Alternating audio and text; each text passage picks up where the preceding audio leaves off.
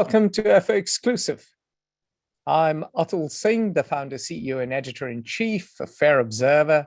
With me is Glenn Carle, a retired CIA officer, author of The Interrogator, and a fantastic geopolitical analyst. In the next hour, the two of us, the Rajput and the Wasp, will make sense of the three most important developments of the month. In short, we will make sense of the world for you. Just before we get started, remember we have a podcast called The Dialectic. You can download it on Google, on Apple, and on Spotify. And it's by the Rajput and the Wasp. It's by Fair Observer, and we'd love to hear feedback.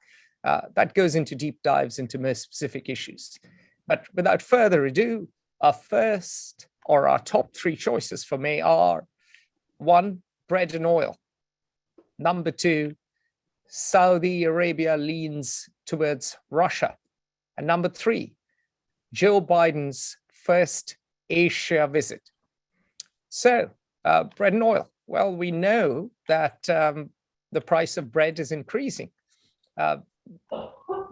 Together, Russia and Ukraine supply 12% of the world's traded calories. Wheat prices are up 53% since the start of 2022. They jumped a further 6% on May 16th. That's partly because India is going through a heat wave and it cannot export any food grains. What does that mean? Well, it means that 440 million to 1.6 billion people may not have enough to eat. About 250 million people might be on the brink of famine.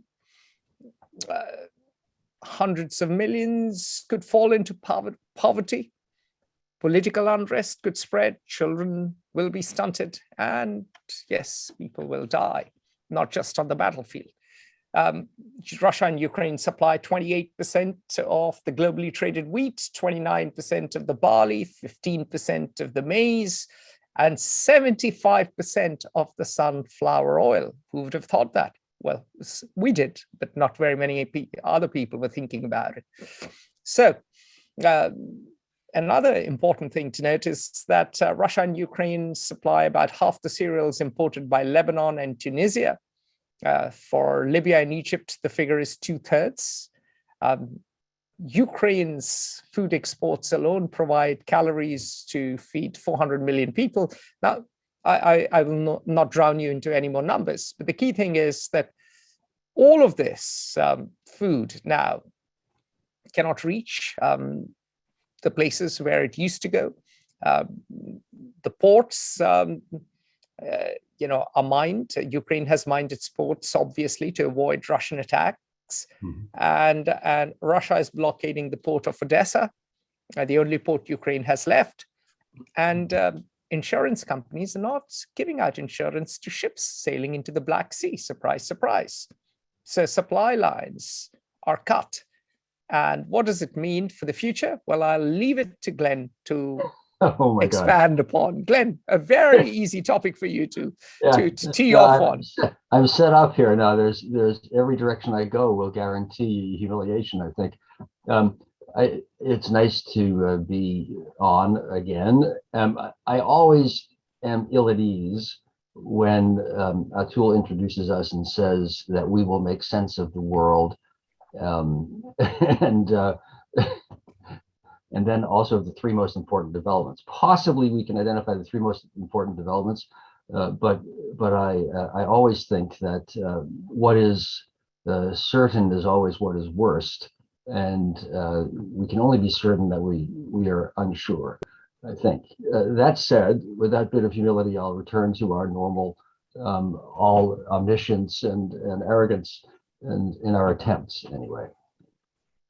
The bread and oil subject, the statistics that Atul mentioned and the consequences that are coming for a significant portion of the world are a disaster that I know the U.S. intelligence community, and not only the U.S. intelligence community, foresaw and predicted more than 2 decades ago.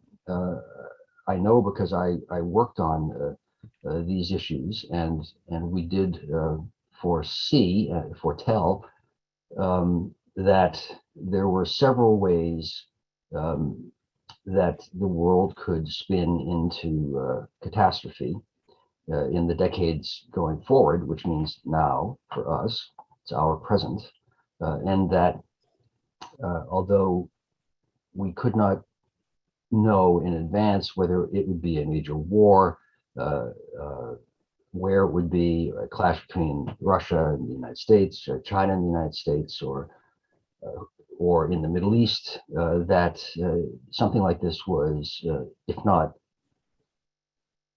a likelihood, it was a very real scenario that we needed to try to watch out for. Samuel Huntington wrote about this himself, of course, decades ago. He wrote about, I think, the arc of instability. In the intelligence community, he talked about, if I recall the phrase, something like an arc of fire, which is essentially the Middle East littoral, extending into Pakistan and India, states that live very much on the margins, and sub-Saharan Africa too, except that geopolitically they have less immediate impact. So as the Ukraine war, as the Russia's invasion is cutting off a substantial portion of the caloric intake of the food on which the Middle East can survive, the consequences will be not just short-term, but global and lasting. We are living a disaster in the making, or at least a consequential shift of global realities, at least as significant as the first oil shock of 1973. Yeah, commodity prices have never risen further, and that brings me on to the point about oil prices, because we said bread and oil. Oil prices are well over $100 a barrel. That is not something that poor countries, or relatively poor countries, can afford. More importantly, there's a double kicker. When you have higher oil prices, fertilizer prices go up, inputs in agriculture grow up because tractors cost more to plow. Not everyone, in fact, even in India, they are not using bullocks anymore, and they're certainly not using horses in Poland. So you're getting a huge shot of inflation via a rise in food prices. And mind you, inflation, as per the National Bureau of Labor Statistics, for last month already reached 8.3% in US alone. And the Bank of England governor said inflation could reach 10%. These are first world countries. So imagine the effects on poorer countries.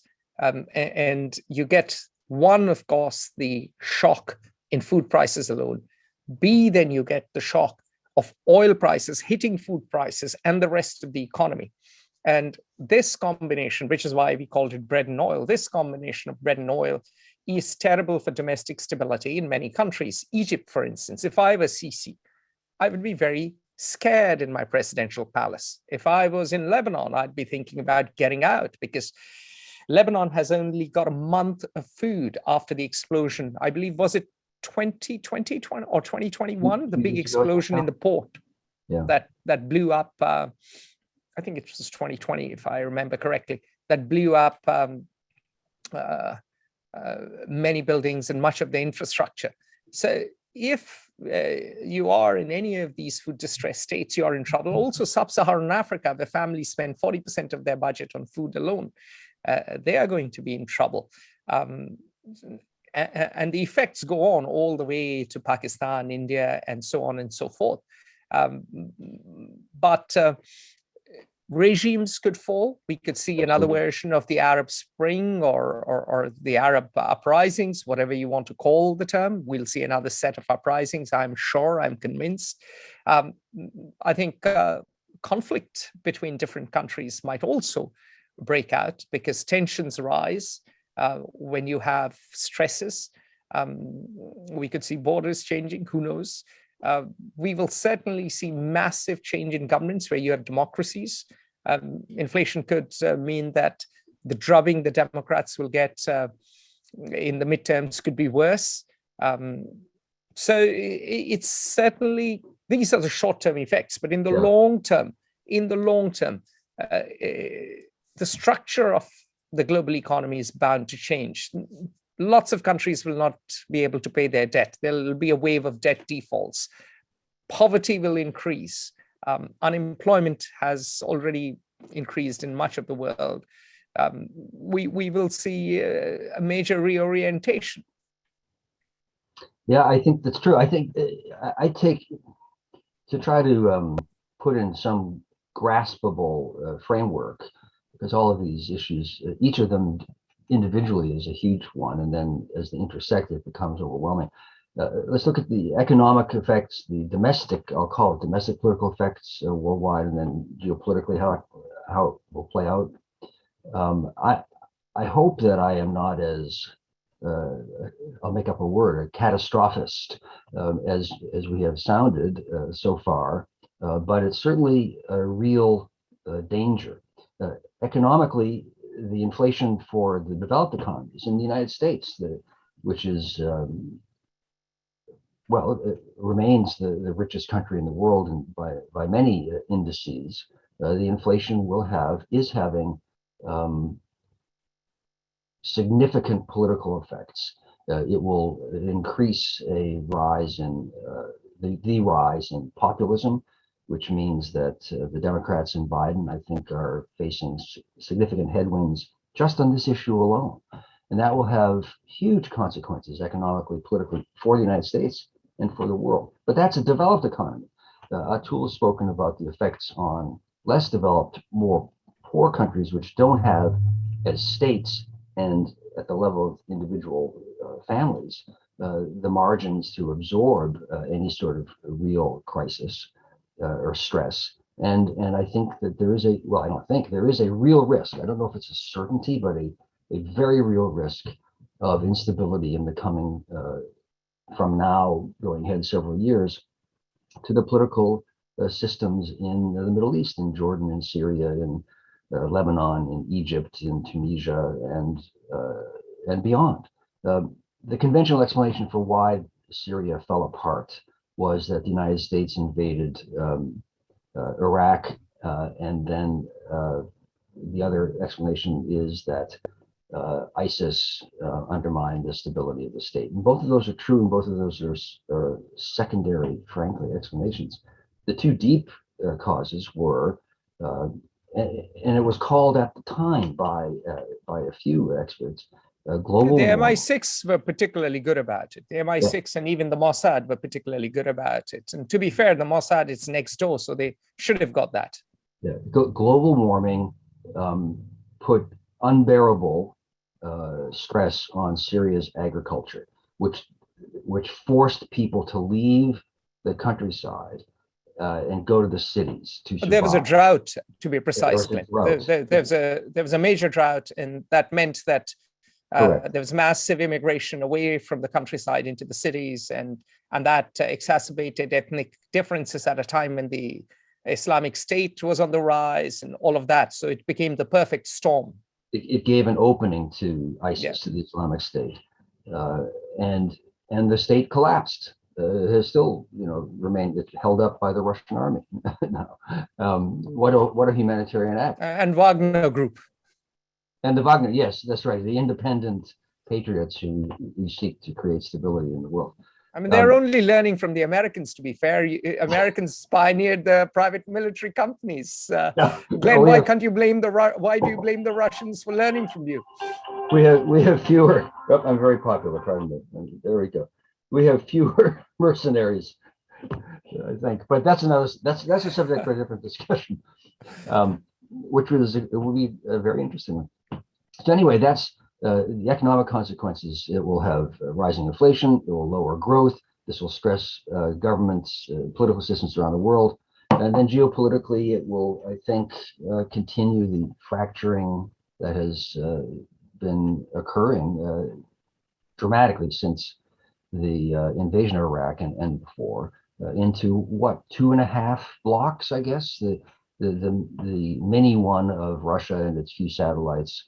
I'll still use the term the West, I guess, or the liberal, theoretically normative international order post war order, and China, which is astride both, really embracing the internationalism of the post-war system, while seeking, of course, to change some of the rules and who makes the decisions.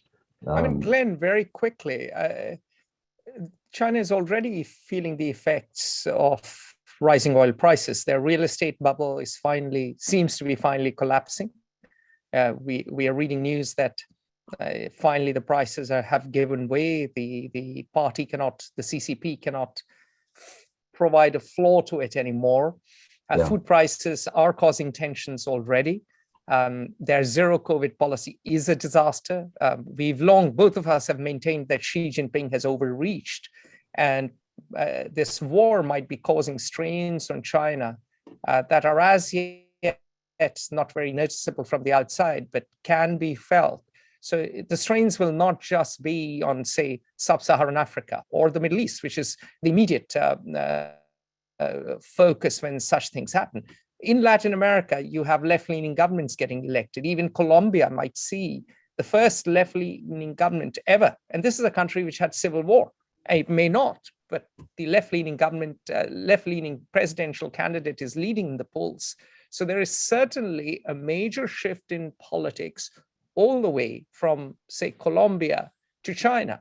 And that cannot be accidental. Some role has, I would say, food and oil, food or bread and oil, or in the case of China, perhaps rice and pork and other stuff and oil, has had some role to play in the latest development. Yes, so catastrophic as the war is for Ukraine, consequential as it is for Europe, for Russia, for NATO, the resonances that it sends around the world may be more consequential still than those effects, and will only play out in the coming years, really, although we'll start to feel them relatively quickly, within the next year or so, I would fear. This is a historically consequential moment, and I don't think anyone really sees a happy way forward.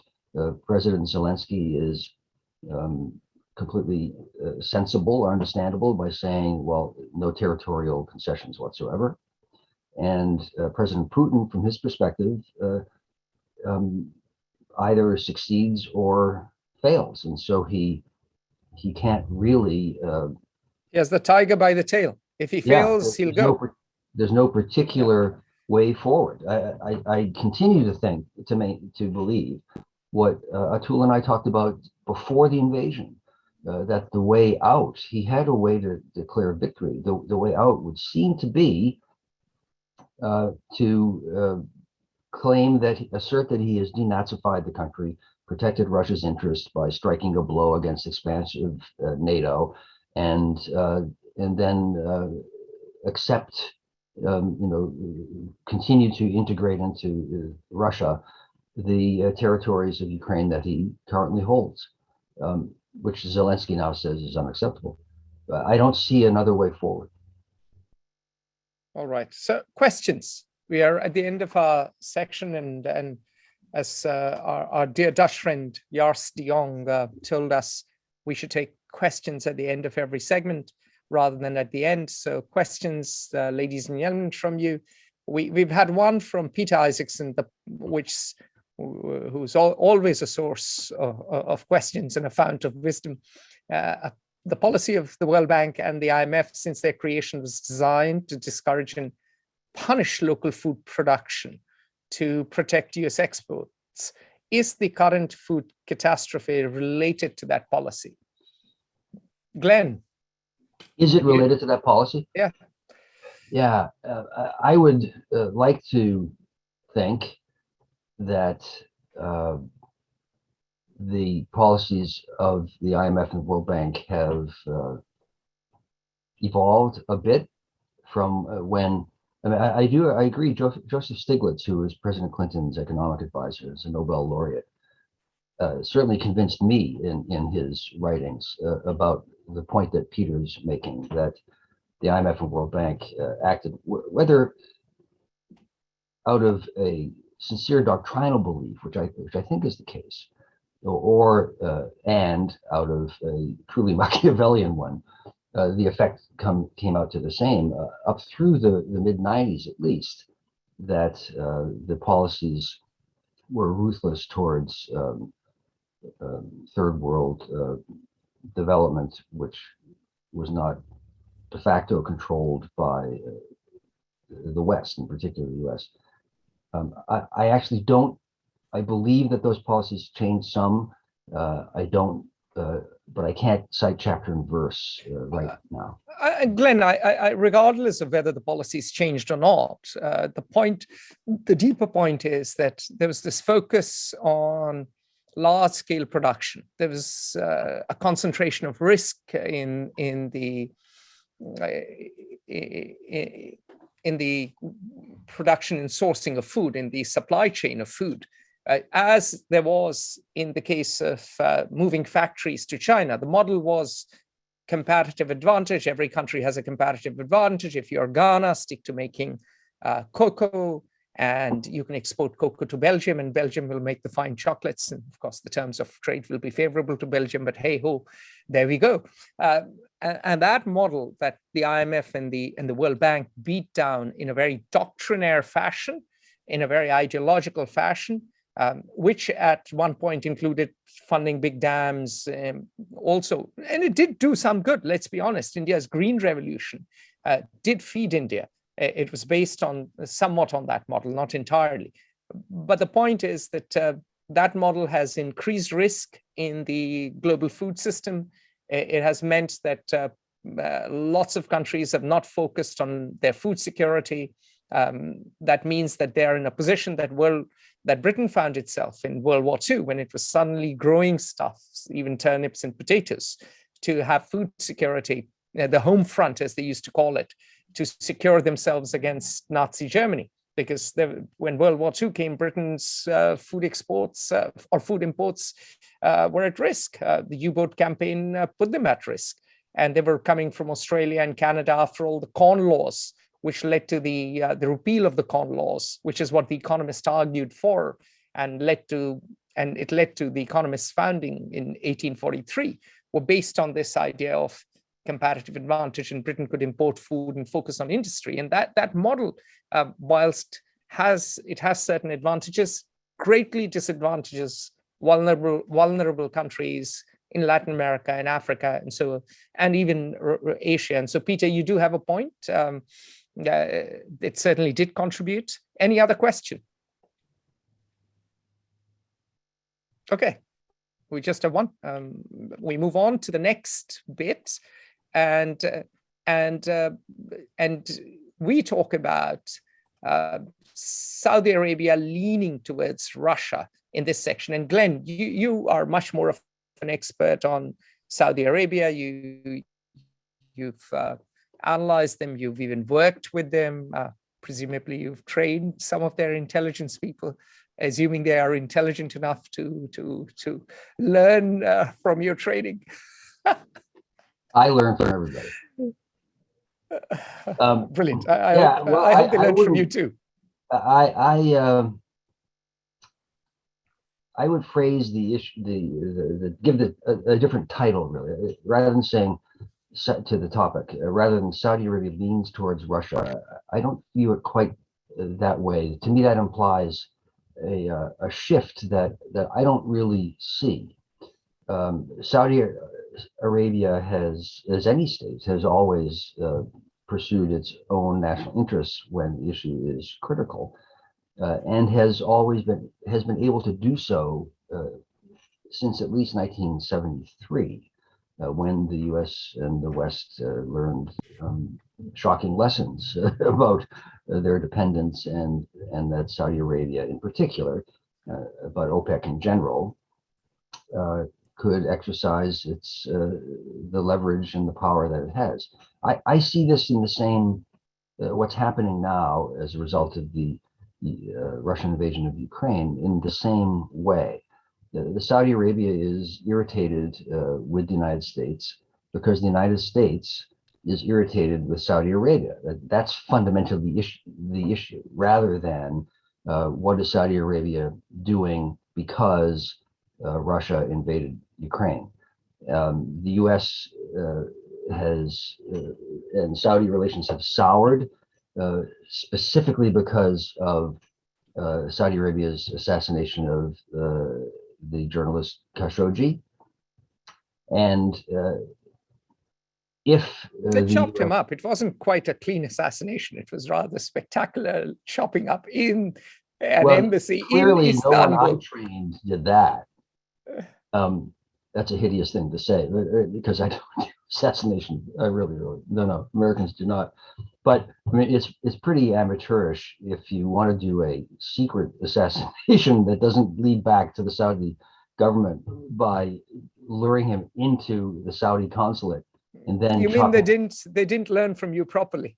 That's then killing the guy and either chopping him up and carrying him out in suitcases or melting his body and pouring it down the drain in the Saudi consulate is just unbelievably stupid. So the United States is mad about that, and the Saudis are miffed that we're mad at them. That's the fundamental issue.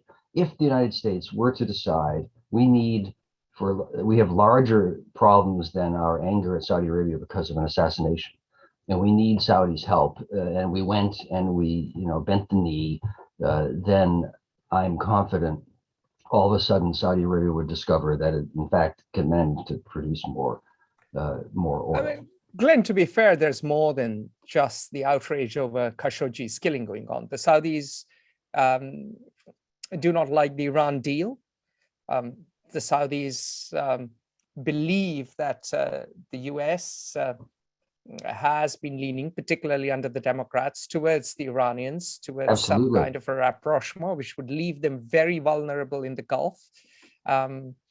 They also do not like the normative focus on democracy, because as an absolutist monarchy now, earlier they were a collective royal, aristocratic, feudal setup, and they are moving now from that to an absolutism reminiscent of Louis XVI with MBS in charge, Mohammed bin Salman with his yachts and his chateaux in France. Peter can tell us more about the chateaux because he lives in France, and of course they've bought Newcastle United too.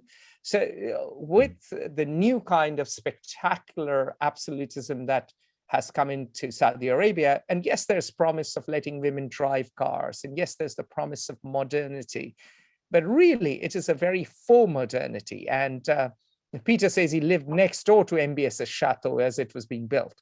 So there we go. We have ground intelligence from France. But the key thing here is that sits very uneasily with the normative world that the US and Joe Biden are talking about, the fact that it's democracy versus autocracy, the fact that Russia has been kicked out of SWIFT, and MBS is thinking, is it me next? So there's a lot more going on than just a myth and a tiff. Absolutely. This is the really larger point. I mean, whatever the horrors and the impact of the Khashoggi assassination, the bigger issue, you're completely right, is that certainly since President Obama, and it was changed under President Trump but certainly since Obama, and even before, frankly, the Middle East is becoming progressively less vital, less existential for the United States. The United States is the world's largest oil energy producer, I believe, and is a net exporter now, or can be if it decides to be with shale. I think it was and then hasn't been for the last year or two. What we've always called the Arab-Israeli, the Palestinian-Israeli issue is less central to the U.S. Perspective. And so as the U.S., I wouldn't say favors Iran, but seeks to no longer reflexively side with the Sunni side of the Sunni Shia clash over influence in the Middle East. Saudi Arabia feels threatened and miffed, and will pursue its own way more, because we are no longer pursuing its way in a sense. I think you're absolutely right. This is the fundamental issue. Even under Trump, although Trump, clearly was enthralled to have his portrait projected by a camera on the side of a building and to hold an orb and to cut multi-billion-dollar deals for his son-in-law. Even under Trump, our strategic interests in the Middle East have been shifting somewhat, or it has become a transactional issue under Trump for advantage, but less of a strategic, reflexive posture that we have taken. I think you're right. That is the fundamental issue. That won't change. So that change will not change. So, I mean, just to give people context, why are we talking about the Saudis and the RIF and the TIF is because, as you know, oil prices are going up, and that is leading to worldwide inflation. And Saudi Arabia is the world's top oil exporter. It is the OPEC heavyweight, and it has been a traditional US ally.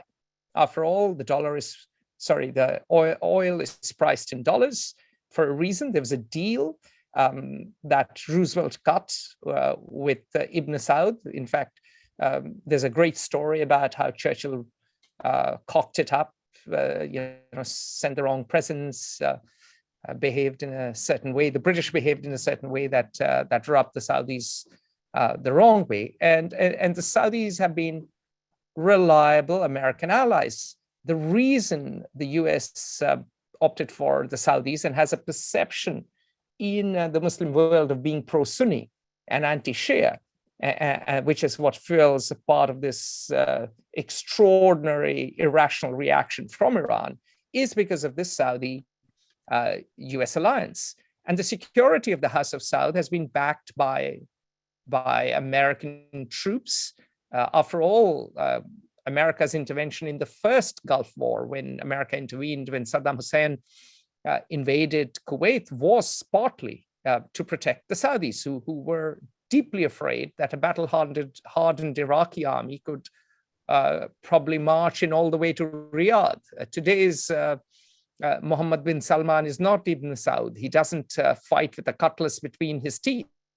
He's fat, overweight, and militarily incompetent, as the Yemen war has shown. So security, the House of Saud is backed or is guaranteed its security, of course, by Americans and Pakistani mercenaries, but that's another story. So America, Joe Biden, the president, basically puts pressure on or tries to put pressure on the Saudis. Of course, MBS, Mohammed bin Salman, doesn't even take his call and yells at Jake Sullivan. That's a bizarre soap opera.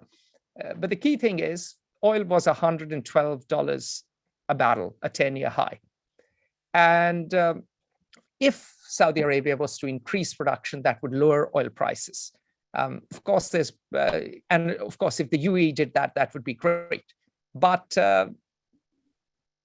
he did not budge. And this means that there is space for Russia to continue to produce and sell more oil.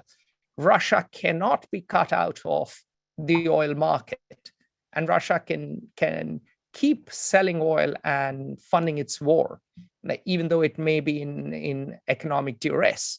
So the American effort to put increased economic pressure on Russia, and B, to lower inflation, has come a cropper because of Saudi intransigence. The big question is this just a myth and a tiff, and Biden visits Saudi Arabia and they kiss and make up? Or is there something deeper going on? Or is there something more fundamental, more a clash of values, if not of civilizations, as Samuel Huntington once put it? Yeah, I feel pretty confident that the latter is not really the issue at hand, that realpolitik is the issue that's in play.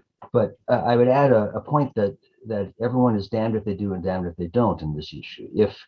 because it depends on the data vary from one country to the next, but for many countries, energy is the largest cost factor in agricultural production. I think it accounts for 40% of the cost of production. I mentioned that in our previous segment. Yeah, energy is that's so, where the double kicker to food prices comes from. Right. So as the oil price of a barrel of oil increases, so will the pressure on states politically, because agricultural production will suffer, and the cost of food will rise. But if the price of energy falls, then you'll have the risk of instability in the production states, oil producing states. There's sort of no happy way forward in this. There's always I think, somewhat fuzzily defined margin where oil producing states can achieve what they need to economically without stressing the oil purchasing states too much. But the point here is deep. The point here is, at the moment, an increase in Saudi production would benefit America, both domestically and globally. America, and yes, but MBS really is refusing to play ball. Pardon me? Europe is really the vulnerable party here among the developed states. The U.S. But it is the MBS is refusing to play ball and refusing to yield to Joe Biden's pressure. So my question to you is there a Joe Biden Saudi Arabia visit coming? Would that resolve it, or will we see, horror, surprise, surprise, the Saudis leaning more towards the Russians and the elephant in the room towards the Chinese? Do we start seeing a petro-yuan trade, the nightmare for American foreign policy wonks like you, ex-CIA, ex-state people, and those serving there and in the administration? Because this would be undesirable from an American point of view, because oil denominated in dollar is perhaps the basis of the dollar as the reserve currency of the world.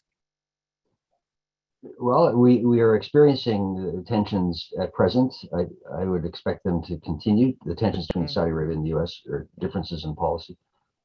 I would be more shocked were Saudi Arabia to fight the hand that helps feed it, meaning the developed economies, long term.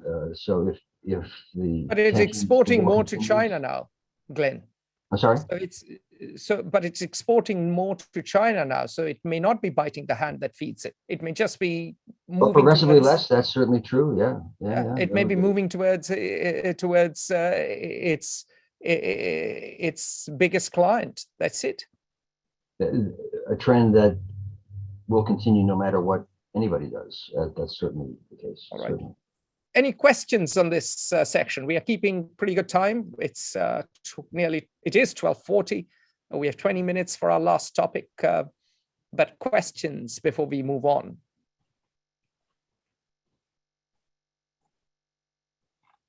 No questions on this section. No one is typing. It's surprising. We thought there would be questions from Peter. Oh, Peter does have a comment. He says Joe Biden cannot afford to look weak with regard to Donald Trump's friend, Mohammed bin Salman. Maybe, I don't know. I think the price of oil changes calculations, Peter. Joe Biden needs lower oil prices, because if oil prices at the pump are too high, Americans are not going to vote in large numbers for him come the midterms. So I don't think that's important. We have a question pop up. How will, it's from someone anonymous. I don't know who this person is. Anyway, but how will US relations with Iran change, if at all? I leave it to you, Glenn. Well, the big issue between the US and Iran, or at least the specific issue around which the relations or larger relations are defined, I guess, is the nuclear deal that Obama signed with Iran that Trump repudiated, one of the more foolish and disastrous decisions that he made among 4 years of unremitting stupidity. He also repudiated the Trans-Pacific Partnership, which took a long time the thing I had in sign. mind, which we'll get to. But good God. So that's the issue around which U.S.-Iranian relations really are defined. The U.S., as we alluded to, as Atul and I alluded to, has taken for more than a decade a more balanced position about the Middle East and the Sunni-Shia clash, which is really the Iran-Saudi Arabia clash for predominance in the Middle East. And if that deal can be sorted out again, then relations would improve. There are deep strategic reasons why the United States and Iran could be strategic allies, but they are all blocked by. And they were till 1979, and yes. in a way, the CIA helping MI6 conduct a coup in 1953 led to 1979, which, as we've discussed in the past, was a historic blunder because the US removed a democratically elected government in Tehran, the first democratically elected government in the Middle East, and they removed a reasonable, educated character from office and instead installed an ostentatious Shah, an absolutist. And so in a way, the only people left who could oppose the government were the clergy, because you can't remove clergy from a religious society. And in a way, America sowed the wind and is reaping the whirlwind. I'm not blaming America here. I'm saying, these are cycles. And since 1979, you've had a crazy millenarian regime in Tehran. The mullahs are, they are not entirely insane, but they're not exactly sane either. So you're left in this impossible situation wherein you have the House of Saud on one side that has been funding, or at least until recently, Wahhabi Islam, fundamentalist Wahhabi Islam, which has changed culture all the way from Indonesia and Bangladesh to Pakistan and Afghanistan, and has been responsible for a lot of Islamic terrorism we see today. And then you have the Iranians, and it's like, well, what do you choose? You can have syphilis or gonorrhea. Who do you sleep with? Well, the 1953 coup by the CIA overthrowing the Mossadegh government in Iran is, I would argue, one of perhaps the last great strategic triumph of British realpolitik and MI6. Short-sighted. Since they, well, yes, but since the British led the Americans by the nose to do their bidding fundamentally. But okay. I've lost the thread of why Iran is important at this point. The thread is what happens next with Iran. And you said that Iran and the US could be strategitic allies. And I said once they were. Yeah, and you think a reset is possible. But then where does it leave Saudi Arabia? How do you balance the two? You are in bed with Saudi Arabia. You have problems with that relationship. You'd like a ménage à trois, but the Saudis are not very keen on it. Yeah, and well, the US has progressively shifted to care less what Saudi Arabia thinks. Okay. But yeah. There we go. All right. So that brings us very nicely on to the next issue. As the US has started to care less about the Saudi Arabia and the Middle East, Joe Biden's first Asia visit assumes importance. Remember that under Barack Obama, there was talk about the Asia pivot. We discussed that yesterday in a fantastic panel discussion. We had someone who was an ex-Royal Marine Commando. We had the great Professor Haruko Sato of Osaka University. We had Manu Sharma from India, and of course I was there, and we were all moderated by Christopher Roper-Schell, who's listening diligently in the background. So that was a great discussion, and we did talk about Joe Biden's first Asia visit in the context of the Ukraine war, because there are some in Asia, and I come from Asia, who believe that the Ukraine war has put the focus back to Europe, just as the collapse of the Berlin Wall led America to completely leave Afghanistan, which it did after the Soviets withdrew from there, and then focus entirely on rearranging Europe. And America has left Afghanistan again, left a mess at India's doorstep, if nothing else. India is sending 50,000 tons of wheat to avoid famine there. And the focus is Europe again. And so what does that leave? Where does that leave? South Korea, Japan, Taiwan, which has been in the news thanks to Joe Biden's statement, Vietnam, and so on and so forth. And to educate us, since you write for Newsweek Japan, Glenn, and your wife is Chinese, and so you have some idea of Asia, over to you. I have always recoiled or rejected a bit the what seems to be sort of the conventional characterization that okay, the Asia pivot, quote unquote, by the United States means that it's now focusing its attention on Asia, and so Europe doesn't count, or that the Ukraine war now means that we're focusing on NATO again, and so American attention or interests or actions in Asia will be shortchanged. And I always think that both of those perspectives, which are really the same, are wrong. It's a false dichotomy, you think? I think it's simply wrong. I mean, America has always been able to walk and chew gum at the same time, and probably stumble and bite its tongue simultaneously, but to do both or more.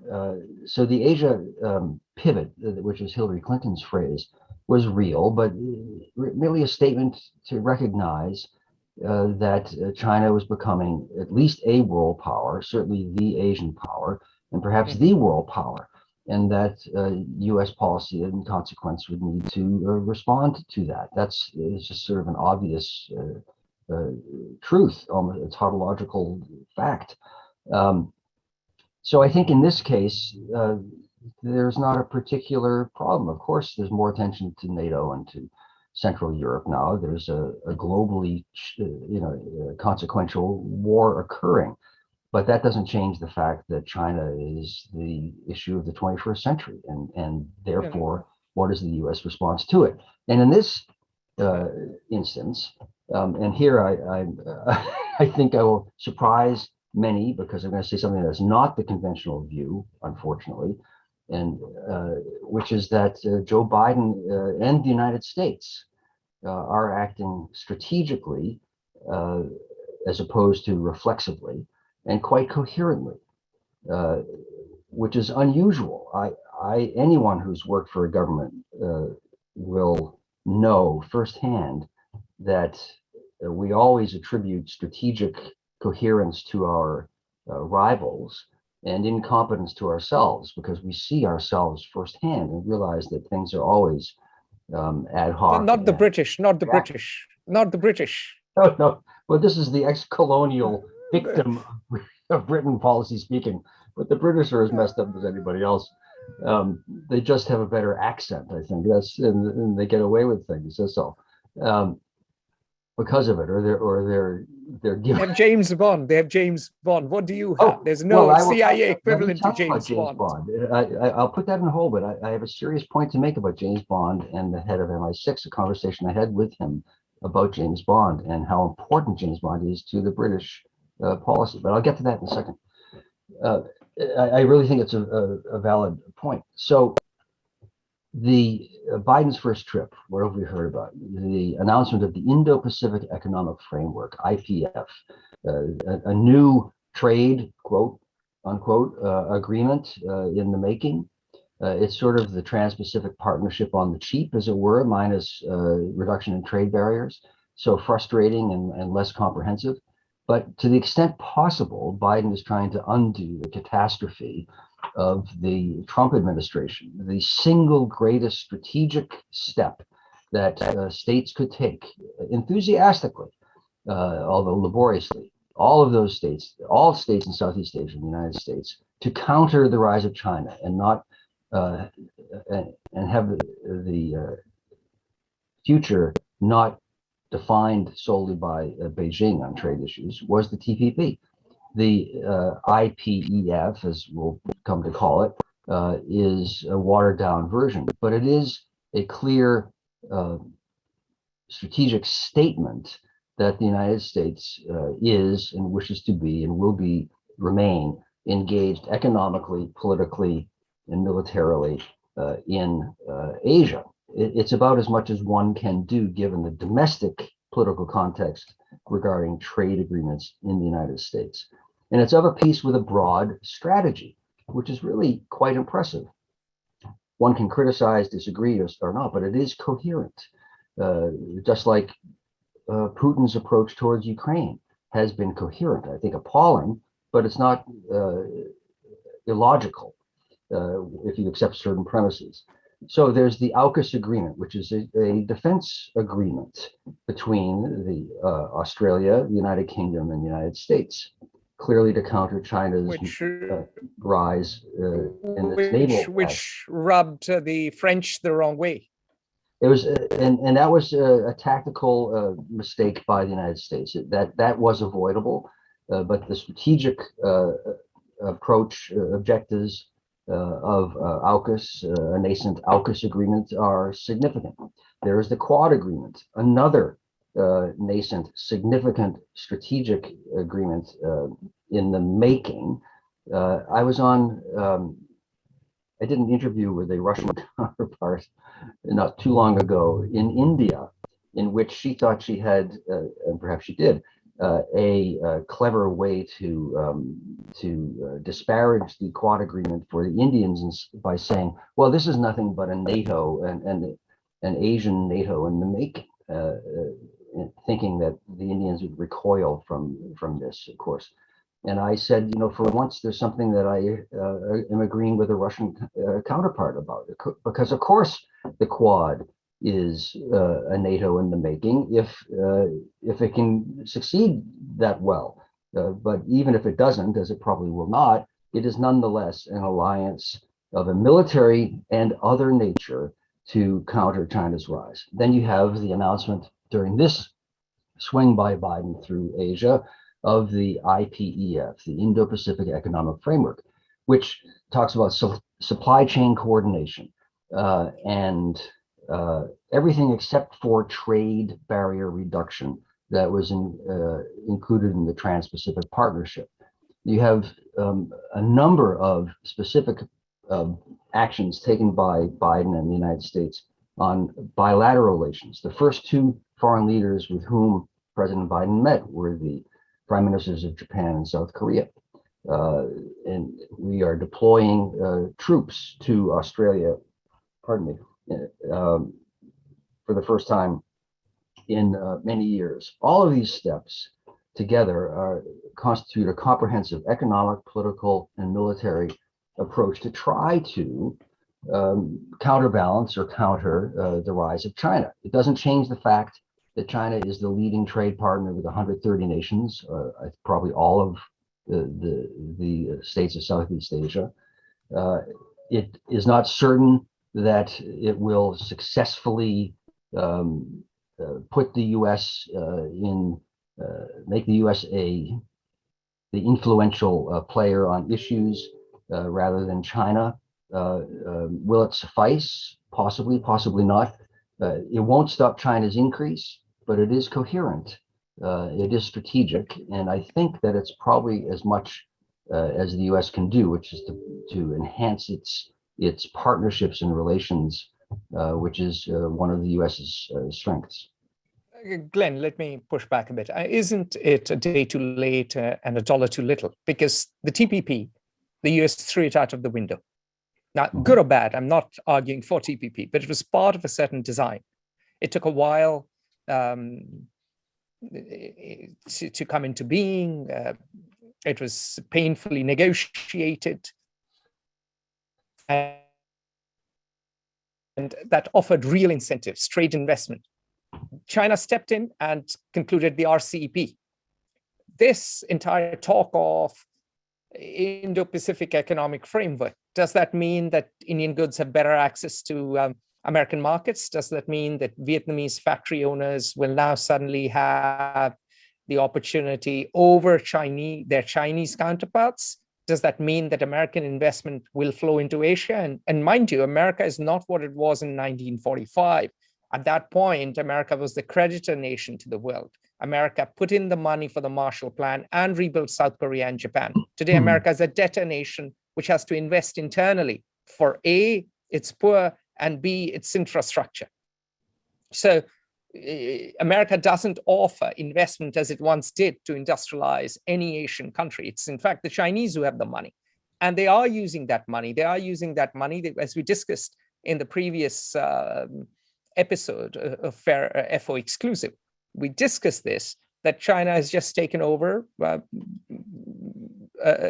Pacific, a rather lucrative and attractive Pacific island or set of islands, very close to Australia, Solomon Islands. And they say they won't build a base, but they'll build a base. So could this just be, posturing rather than not posturing, but a strategic gambit, but maybe a weak one, which doesn't achieve its sense? And also, what do you see are the implications of Biden's comment on Taiwan? Because it seems already the administration is trying to walk it back, because it was a rather bold comment. Yes. Yeah. Well, it won't, as I made a point to say, nothing that the U.S. or anyone does will stop China's rise in relative power and absolute power. The U.S. cannot undo the disaster of having left the TPP. I think it's one of the historic strategic blunders that a state has made. It would have been a triumph, actually, TPP, a very consequential agreement, and the U.S. led it and then destroyed it because of one man. We can't undo any of that. Will all of these steps that But you see, Joe Biden hasn't been able to take the U.S. back to TPP. What you're offering is a very watered down version of it. That's right. And how can anybody in Asia trust you? It's a question of trust. How can anyone in Asia trust? Yeah, I think trust implies that people do things because they're friends, and I don't think anyone. No, it's not a question of friends. It's about sanctity of contracts, which is very important in Anglo-Saxon law. I mean, all my study of law means that once you sign a contract, it's a contract, and signing a contract with the US now means nothing, because today you like it, tomorrow you won't. Yeah, no, I'm more cynical, at least in this instance. It's what is in my interest, and it will be in Vietnam's or Kiribati's or whoever's interest to increase access. Absolutely, but you're not offering that yet. You're offering promises of it, and weak promises. Well, it's all nascent. Well, let's hope that it's nascent. Okay. That's true. At this point, it's on the level of talk or a framework towards which one hopes to move. That's all true. And it's not TPP, but is there, and it may not suffice. All that is certainly at least possible and probably true. But I think it's the most coherent steps that, given other constraints, that the U.S. can take. So it is worthy, if insufficient, even at best. Brilliant. On that note, we've ended exactly on the top of the hour. Questions, final questions. We'll stay on for an extra 1 or 2 minutes and then bid you adieu until next month it'll be. So questions, if you have any. Well, it seems we have none. So thank you all for watching FO Exclusive. We will be putting these up on YouTube going forward. So those of you who missed this or missed parts of it, you can watch it again on YouTube. I don't think you might want to, but and those of you who watch us on YouTube, make sure you subscribe to our YouTube channel, check out our podcast. The Dialectic, you can download it on Google, Apple, and on Spotify. And yes, we look forward to the next episodes of FO Exclusive. Sign up for our newsletter, read us, you can write for us, you can publish with us in forms other than writing. Stay in touch, be in touch. And I say this a bit tongue-in-cheek, but also I mean it sincerely. We'll keep making sense of the world for you. All the best. Join the conversation at Fair Observer and subscribe to our YouTube channel.